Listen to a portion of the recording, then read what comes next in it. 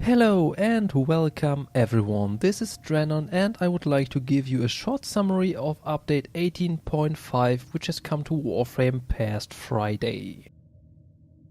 The update added a lot to the game, which is also why it comes with a fairly large 4 GB download. First, the most obvious addition of it, Inaros. The new frame is the center of the update, which is also clear by the subtitle Sands of Inaros. Inaros changes things up a little bit by not having any shields at all and instead having abilities that let him steal life and also coming with a fairly large life pool by default. Like many of the recently added Warframes, you acquire him via a quest. In order to get the quest though, you have to get it from Baru Ketir, the Void Trader, in one of the relays. So in order to start the quest, you need to make sure that he is there, and then you have to buy it for 200 ducats and 50,000 credits, and then also build it for 5,000 credits, 5,000 nanospores, 400 oxium and 1 litaine.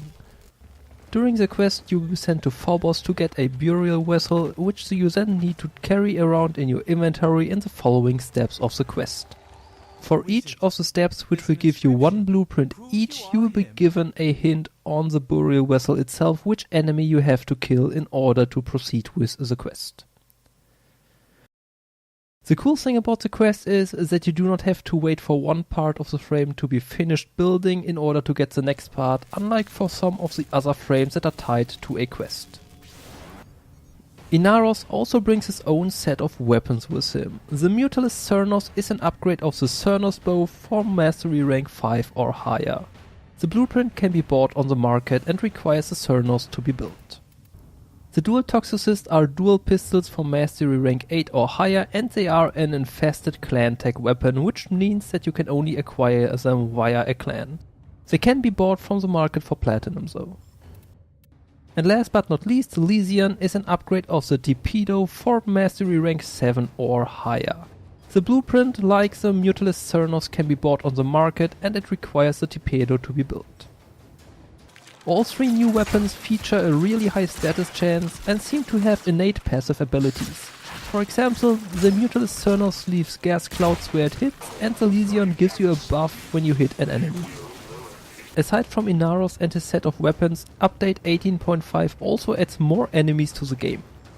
One of them you will meet during the quest for the new frame, the Cavats. They are cat-like feral creatures that live on Phobos. The Grineer get their own modified versions of them, the HYEKKA, together with the HYEKKA Masters. The former currently deal heavy damage, which may or may not be fixed, and the latter are equipped with napalm grenades. That aside, they work exactly the same way as the Drag Masters and the Drug. For gameplay, that is still not all that has been added though. The Grineer and Corpus sabotage missions have received a major update with Sabotage 2.0. You will still have to destroy the ship's reactors, but the missions now became multi-stage missions that also have resource caches in them. When you find all three of them, you have a chance to get a part for the also newly added landing craft. The changes to the missions are interesting. You can choose to either take or destroy the cooling cells, which will then determine how you destroy the reactor.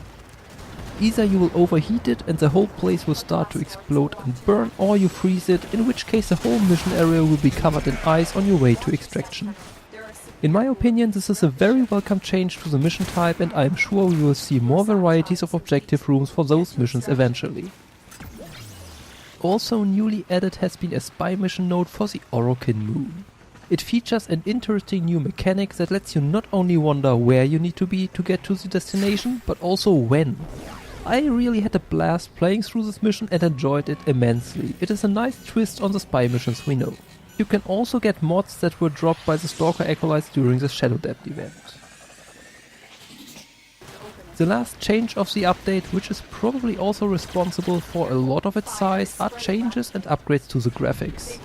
In my opinion, the game now looks much better than it did before, and it also runs a lot better, at least for me.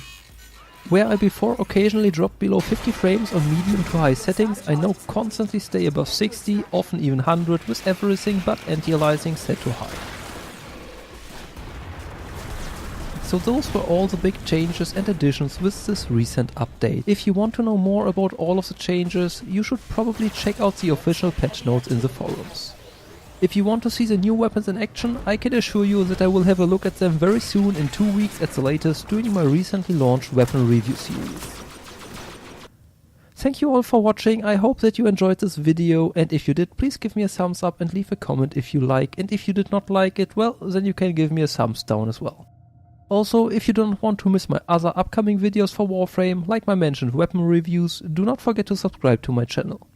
This was me, Dranon, with a summary of update 18.5 Sands of Inaros. I hope that I will see all of you again next time. Bye!